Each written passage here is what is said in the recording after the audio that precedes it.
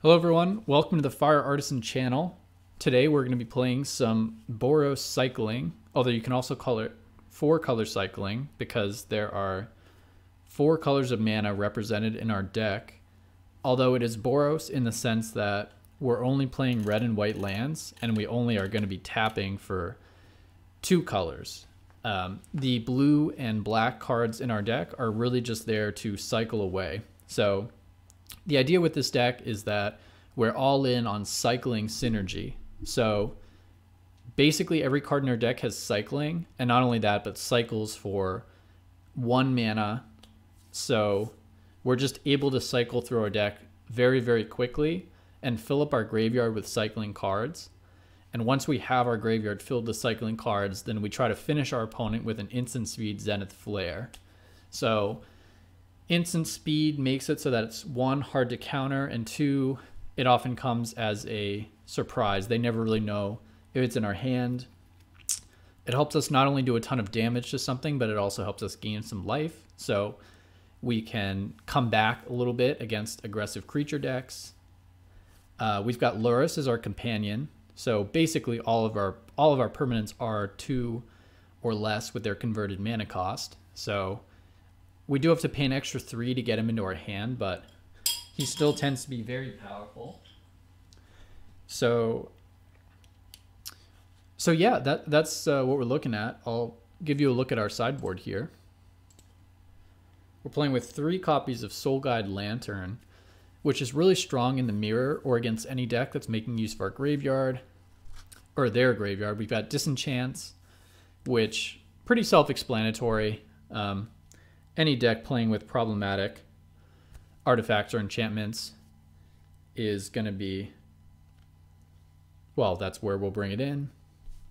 We're playing with Fries, so basically white-blue hate.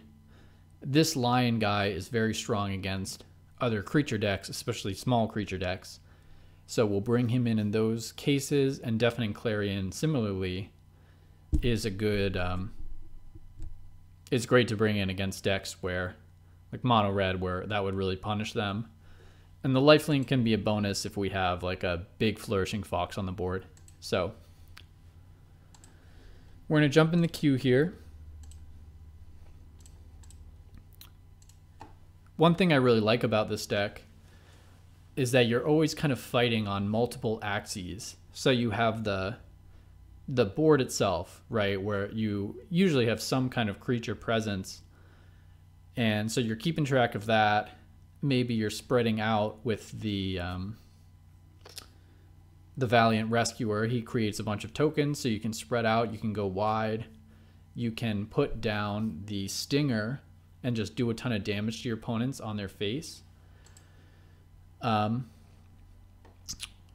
another option for you is just to do the full-on, I'm going to cycle everything and just try to finish you with big Zenith Flares. So that's always an option as well. All right, not much of a game 1 there. We're going to jump right in for game 2. We obviously saw nothing of their deck. So, and they didn't see anything of our deck. So one thing to keep in mind there, actually, that this player, they may have made a mistake in the sense that if they really want to maximize their chances of winning this best of 3, even if, say, they were on a mulligan to 4 there and they just had absolutely no chance of winning, one, sometimes you can mulligan to 4 or 5 and still win the game. It's happened to me, so you don't necessarily want to concede on the spot. And number 2, even if you can't win from that position, there's enormous value in seeing what deck I'm playing so that you can actually sideboard effectively, whereas I cannot. So now they don't know what deck I'm playing. So they could have sideboarded in a valuable way, but I think they missed the opportunity to do that. I think I can keep here on the draw with the 1-lander because I'm going to get a bunch of looks at the 2nd land.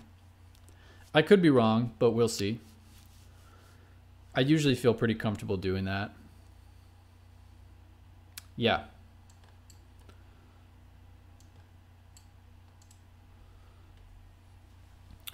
I like a turn 1 Flourishing Fox. can be a pretty big threat, especially if this is some kind of rule deck.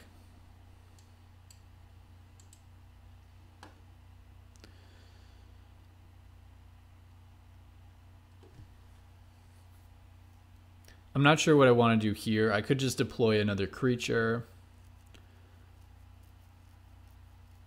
Or I could just pump up this Flourishing Fox. Yeah, this is kind of a tough one. I'm really not sure.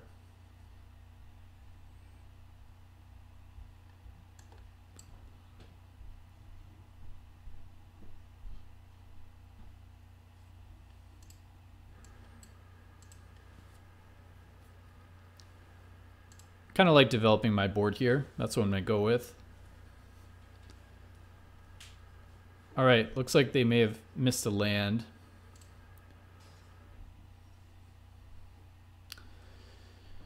So I think I want to make sure that we don't miss a land.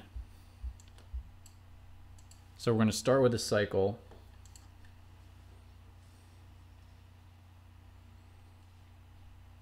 I think we're in a cycle again. I really don't want to miss a land drop if we don't have to. All right. All right, well, that's pretty disappointing. I didn't want to miss that land. They seem to be struggling on land, so I don't think they're going to make this trade.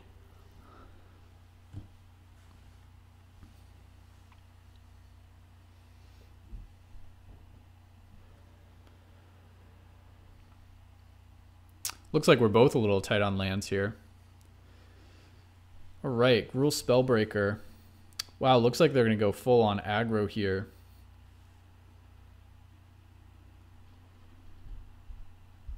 Huh. I think I'm okay taking this for now.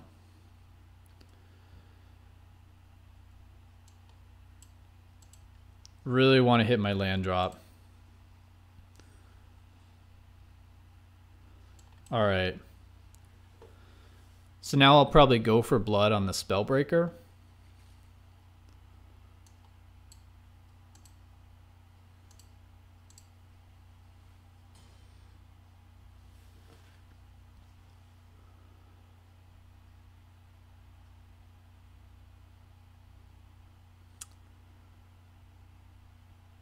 Let's see. So if they hit a land,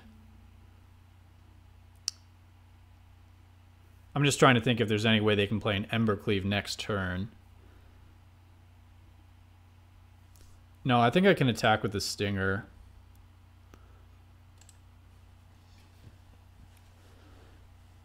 I really need to keep up with this deck. I mean, I guess they could play a Questing Beast, but I would just trade it with the Flourishing Fox, no problem. I just feel like I need to keep putting pressure on their life total, because if I sit back and just hold blockers, or if I just hold blockers back, I know they have Embercleave, so it's going to be pretty challenging for me too. All right, I don't like this.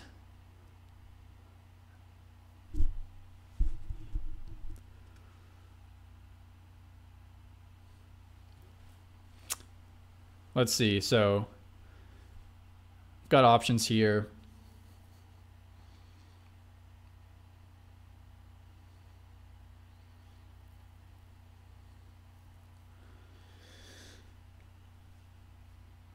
I'm not sure if I can afford to take 4.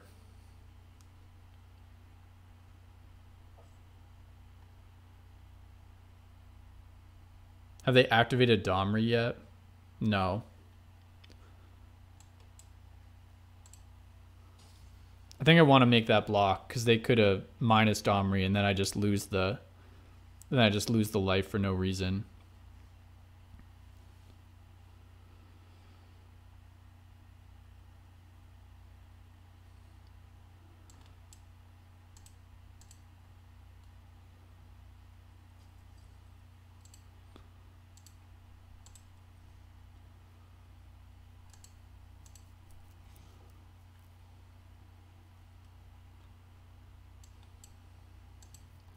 Looking to hit a land drop as usual. Been having decent amount of land problems. Yeah, more land problems. That's really disappointing. So they are going to have to sacrifice this Domri if they want to kill my Rescuer. I mean, we'll see if that's what they want to do. Alternatively, they could just play a Questing Beast. Yeah, that's pretty rough. I think I just want to take this. All right. So I'm probably just playing Zenith Flare this turn.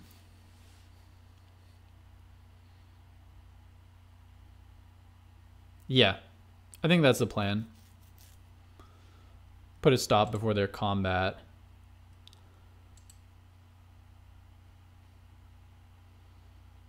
Oh. No, I think what I want to do is kill their Domri. Yeah. So we're going to make this attack and then just play Zenith Flare before they declare blockers.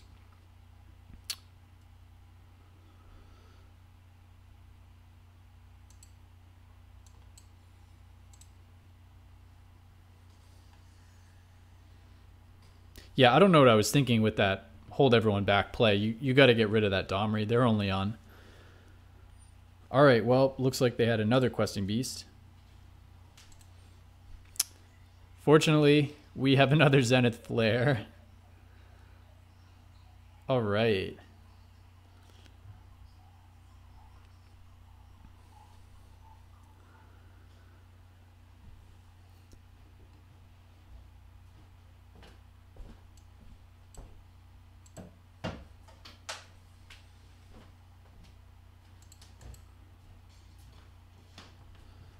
All right, I think we just need to really threaten lethal as soon as possible here. I think I need to take advantage of the life gain to just try to beat them in this race. All right, that's another Domri. Can they double spell this turn? Yes. All right.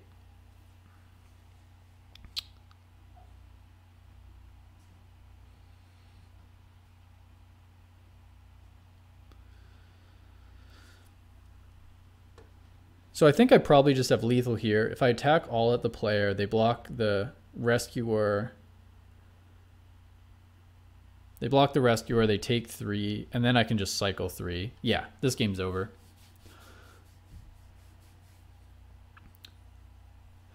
All right, that was a pretty quick one. So I think maybe I'm going to go in and do a best of 1.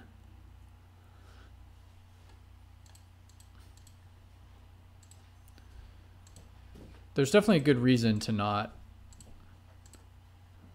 just snap concede if you're down to 5 cards or 4 cards, because again they could have sideboarded effectively, and if you just kind of freak out and you get angry and you're like, oh fuck it, then you just miss out on that opportunity. Looks like we're on the draw here. I do have turn 1 Flourishing Fox if I want it, which I probably do. Okay.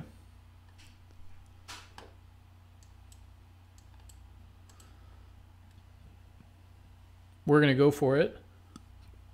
Dimir colors so far.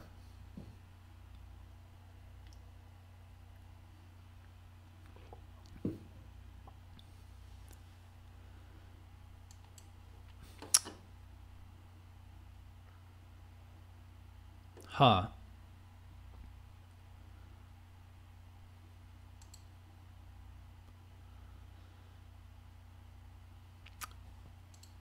This is pretty interesting. I don't think there's anything they could play where they could really punish me for making this attack. I mean, I can get the Fox to a 3 this turn.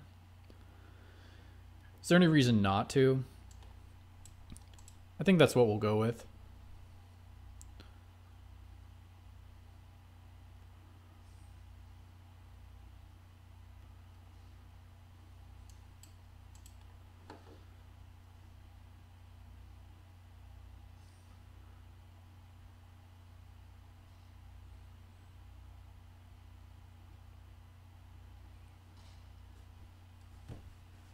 All right.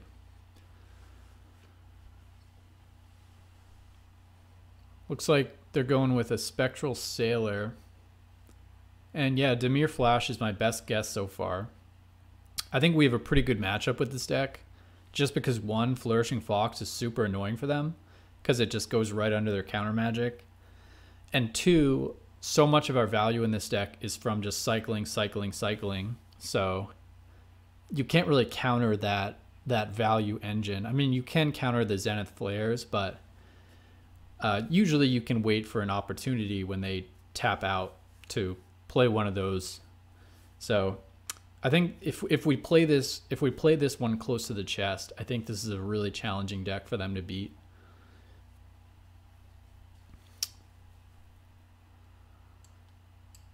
All right, I'm gonna play my land before I make this attack, just to make sure I can get this to 6 if I need to.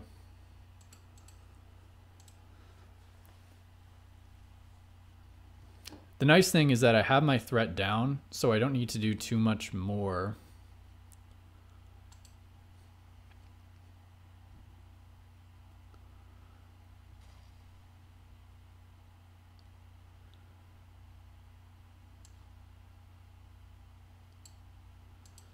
I'm going to try to play the Stinger.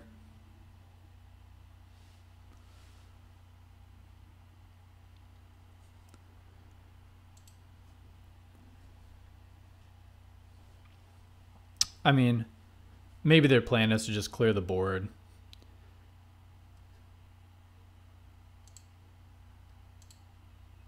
So we got 2 in the graveyard. We'll cycle again. At this point, we definitely have enough threats on the board. So what are we looking at here from our opponent? It could just be that they want to flash out a couple of creatures. It could be a 2/2 shark. I'm okay with trading a 2/2 shark for the Stinger. So I think I'm going to go in with both.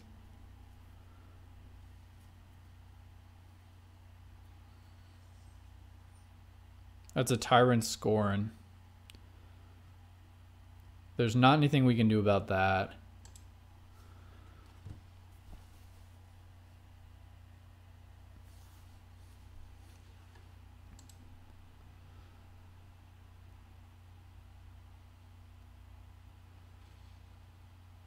All right.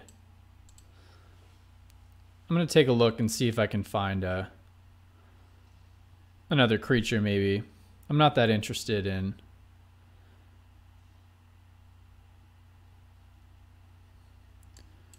Yeah.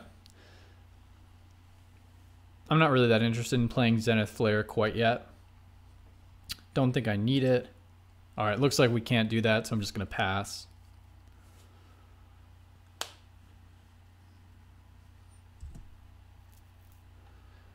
They've got another Spectral Sailor. Interesting deck here. Looks like everything's just playing at flash speed.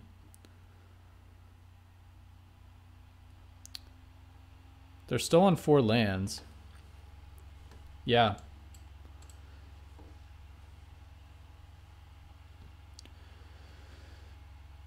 So we've got 7 in the yard now. It's like I said, I mean, this Stinger has done a lot of work for us. It's we're getting pretty close to the point where we can just get lethal damage here. I think I'm just going to cycle this Stinger. I don't think you need more than 1 Stinger on the board here.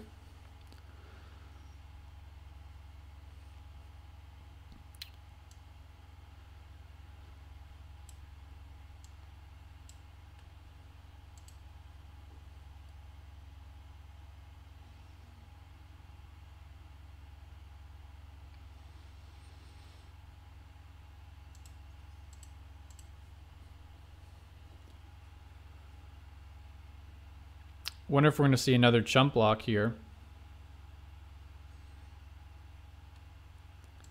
Looks like that is what we're going to see.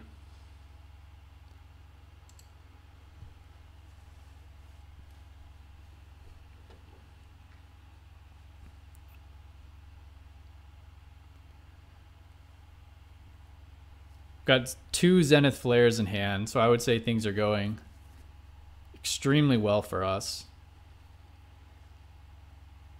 All right, so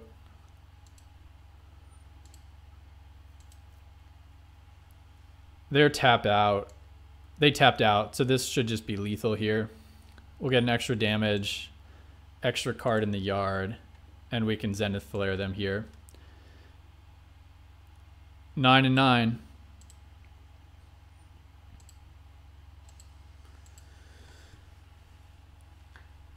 All right, not bad. I'll take it. I'll take it. All right, so thank you very much for watching. Cycling, it's a great deck, very powerful, very fast, right? It feels very, very fast for standard. But yeah, thank you for watching. Remember to subscribe. I'm going to keep doing videos every day, so keep an eye out for those. Thank you so much.